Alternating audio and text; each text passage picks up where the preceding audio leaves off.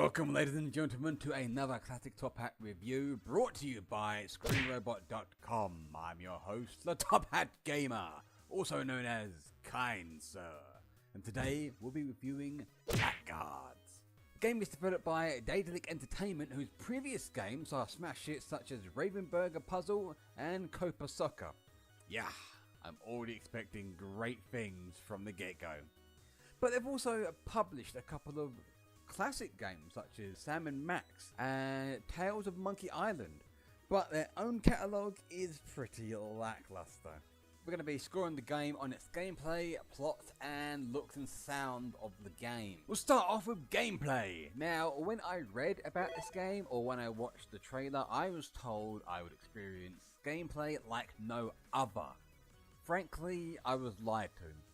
Blackguard doesn't offer anything new to the turn-based RPGs, other than that you can use the environments to your advantage, but even that isn't necessary at times. Now, depending on what you choose, whether it be basic or expert, you'll get the choice of creating a character. Now, if you choose basic, you have a choice of 3 classes of warrior, mage, and hunter.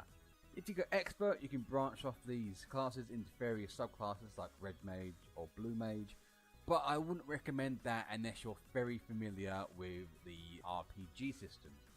For this review, I chose basic rule set, so I was thrown into a very basic character creation with 5 different looks, which all looks pretty horrendous, and 3 classes. I was a bit disappointed that there was only one race to choose from, which was your standard humans. In a game that follows a D&D set of rules, I was very disappointed.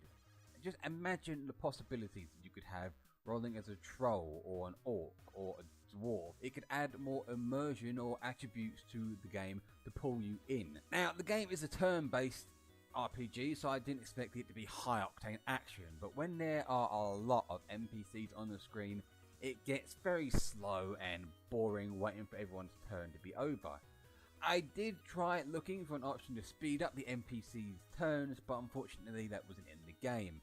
Oh, and did I mention that you control 3 of the biggest bumbling idiots around? Oh, what's that? A puddle? Better call the National Guard, because we've got a flood on our hands. No way we're getting across this. Oh, but wait, the enemy has no trouble getting across it. And never has anyone had so much trouble hitting a spell with such a high probability of hitting. He's meant to be a master of black magic, but he constantly messes up his spells more than Ron Weasley. The game is infuriating and not in a challenging or good way. I found myself screaming at the PC because of how much dumb bad luck I'm getting.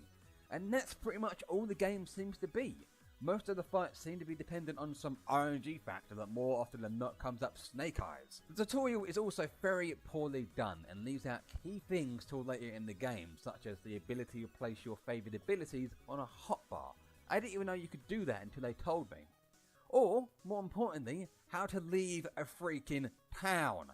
I spent 10 minutes trying to figure out how to get out of town before quitting and coming back like 3 hours later, just by finding by a fluke accident that you can leave the town by pressing enter. But if you stick with the game, you can get into it, and it's somewhat rewarding beating an area after you've tried 3 or 4 times.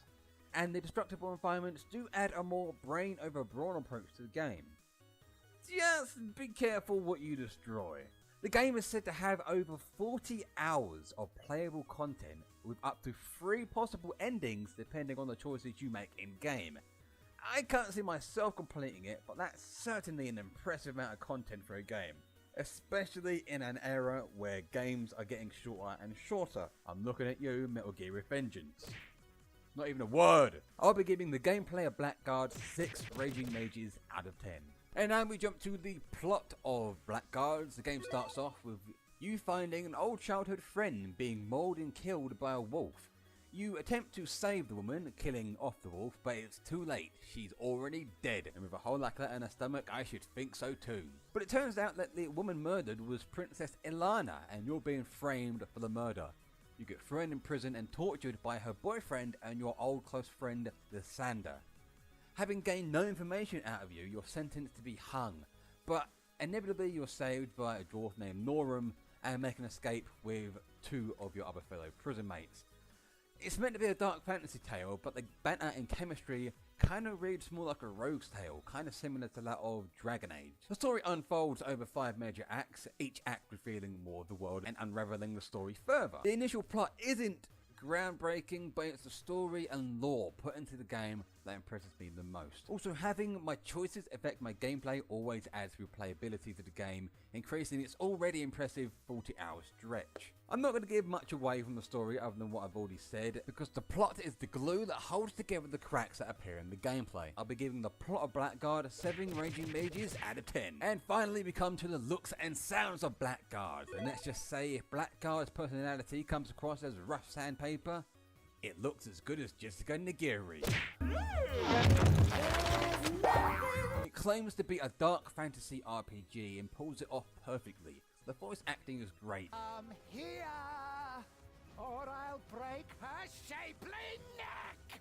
Crack! Weapons, projectiles and spells all look really great if you have the PC to support it.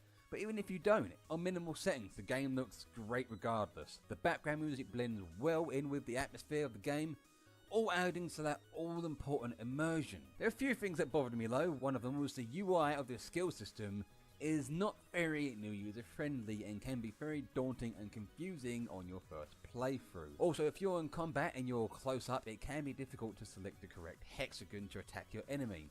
You can easily get around this by zooming out and having the camera pan down on you, but it makes the game look more like a tabletop game other than a PC game. But overall, nothing to complain about too furiously, so I'll be scoring the looks and sounds of Blackguard 7 Raging Mages out of 10. So overall, Blackguards earns a score of 6.6 Raging Mages out of 10.